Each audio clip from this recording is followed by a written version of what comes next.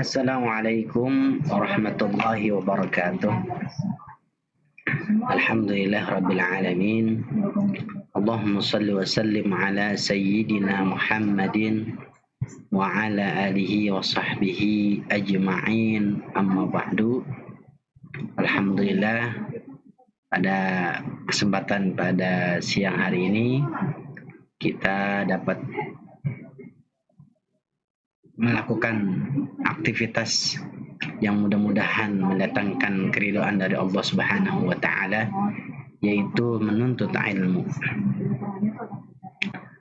Melanjutkan materi minggu lalu bahwa kita sudah membahas tentang bagaimana Al-Qur'an, hadis dan ijtihad menjadi sumber hukum Islam. Nah, mungkin nanti hari ini kita akan menguraikan kedudukan daripada Al-Quran yang menjadi pedoman atau yang menjadi dasar untuk kita, menjadi pijakan buat kita melakukan segala ibadah di hadapan Allah Subhanahu wa taala. Sebab dikatakan dalam Al-Quran bahwa kita semua ini tidak lain dan tidak bukan kecuali beribadah kepada Allah Subhanahu wa taala. Wa ma khalaqtul jinna wal insa illa liya'budun.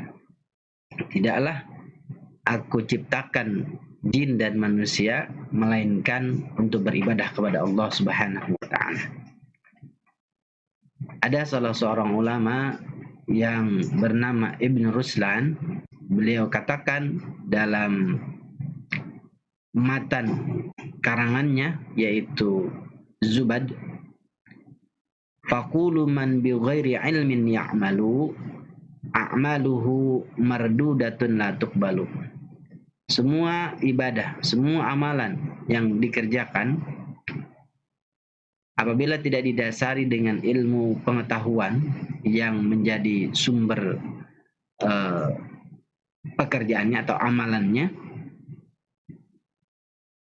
maka akan ditolak oleh Allah Subhanahu wa taala, dicampakkan dengan tidak dibalaskan dari pahala apa yang dia dapatkan ketika melakukan ibadah tersebut atau amalan tersebut.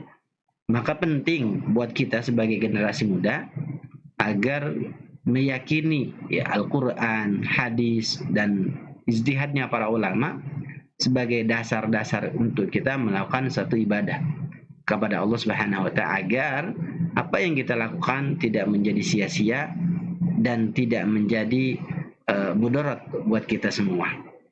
Maka beruntung orang-orang yang melakukan amal perbuatan didasari dengan ilmu pengetahuan. Nah, yang berikutnya kita akan coba uraikan mengenai Al-Quran, hadis dan ijtihad sebagai sumber hukum Islam. Coba perhatikan. Sumber hukum Islam merupakan satu rujukan atau landasan atau dasar yang utama dalam mengambil hukum. Nah, hari ini contoh kemarin lagi rame ya tentang undang-undang cipta kerja atau yang disebut Omnibus Law ya. Semua bergejolak ya, khususnya yang dimotori oleh pekerja serikat ya, pekerja buruh melakukan demonstrasi ya berhari-hari di Jakarta, di daerah-daerah tertentu yang memprotes bahwa hukum-hukum yang diputuskan melalui anggota DPR kita banyak yang tidak menerima. Kenapa? Karena tadi sumber hukumnya ya tidak mengandung atau menurut hukum-hukum sumber Islam.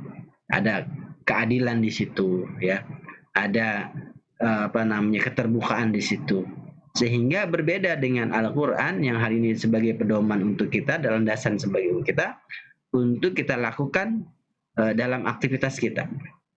Nah, maka tidak ada perbandingannya atau sangat berbeda ya produk-produk manusia dengan Al-Quranul Karim.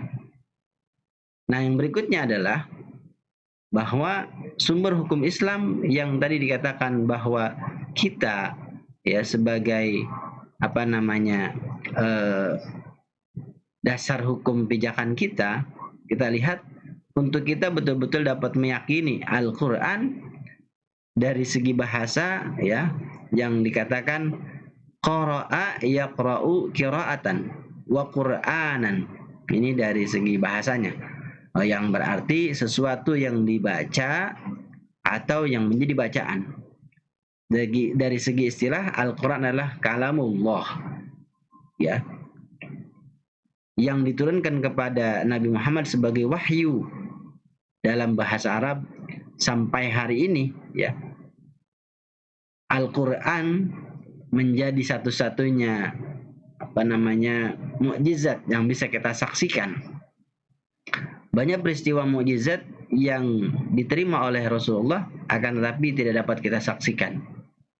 Tapi Al-Quran bisa kita saksikan pada hari ini bagi orang-orang yang mau menyelami ayat-ayat Al-Quran yang ada dari surah Al-Fatihah sampai surah An-Nas. Nah, maka sangat beruntung buat kita yang mau berinteraksi kepada Al-Quran di rumah kita masing-masing. Kedudukan Al-Quran sebagai sumber hukum Islam memiliki kedudukan yang sangat tinggi. Ya, contoh misalnya nanti ada sumber referensi hukum Al-Quran. Dari mana?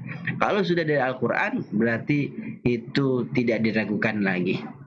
Tapi kalau dari kaul seseorang ya, atau pandangan seseorang, komentar seseorang, itu belum dikatakan menjadi sumber hukum. Kenapa? Karena masih banyak diperdebatkan.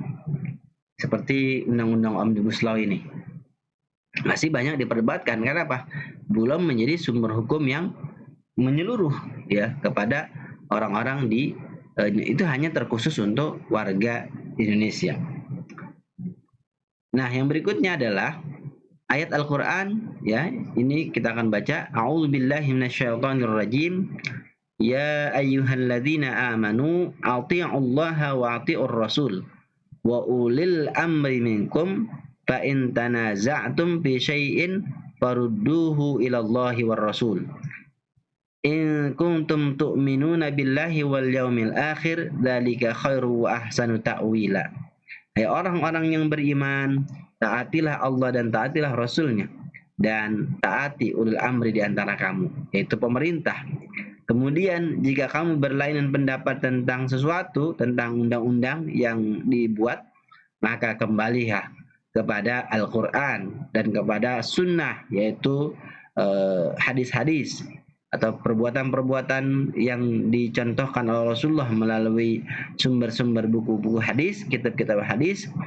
Maka jika kamu benar-benar beriman kepada Allah di hari kemudian, yang demikian itu lebih utama bagi kamu dan lebih baik akibatnya. Nah, ini ayat yang lain bisa kita baca nanti ya. Silakan dicatat poin-poin pentingnya tentang bagaimana Al-Quran menjadi sumber rujukan hukum Islam. Kandungan hukum Al-Quran diantaranya nih ya, ada akidah atau keimanan terhadap hal-hal yang gaib yang terangkum di dalam rukun iman. Ada banyak ya hal-hal gaib yang patut kita imani. Contohnya saja keberadaan para malaikat, keberadaan para makhluk-makhluk yang katakan jin dan setan. Itu wajib kita imani karena memang keberadaannya ada di alam lain, yaitu alam gaib. Ada sebagai syariah atau ibadah, ada tata cara ya. Tata cara bagaimana pelaksanaan sholat, ada perintah sholat di situ ada dalam Al-Quran. Aqimus shalah wa atuz zakah, ada cara melakukan perintah sedekah, perintah zakat, ada perintah puasa. Ya ayyuhalladzina amanu kutiba alaikumusiyam. Nah, maka sumber hukum yang menjadi dasar adalah Al-Quran. Kemudian kalau secara definisi globalnya cukup luas, maka kita lihat sumber rujukan di hadis. Nanti ada sampai kepada ijtihadnya para ulama. Nanti ada. Nah, di sini poin-poin penting saja yang kalian bisa catat barangkali sebagai materi pada minggu ini agar menambah wawasan buat kita semua yang belajar. Yang berikutnya adalah hadis atau sunnah. Nah, insya Allah nanti ini akan kita bahas di pertemuan yang akan datang. Hadis atau sunnah sebagai ucapan Nabi, ya, perbuatan Nabi atau persetujuannya Nabi. Insya Allah ini akan kita bahas di pertemuan yang akan datang sebagai sumber hukum yang kedua dari Al-Quranul Karim yang sudah kita bahas pada hari ini. Demikian mungkin, terima kasih atas kesempatannya, mudah-mudahan ada manfaatnya. Assalamualaikum warahmatullahi wabarakatuh.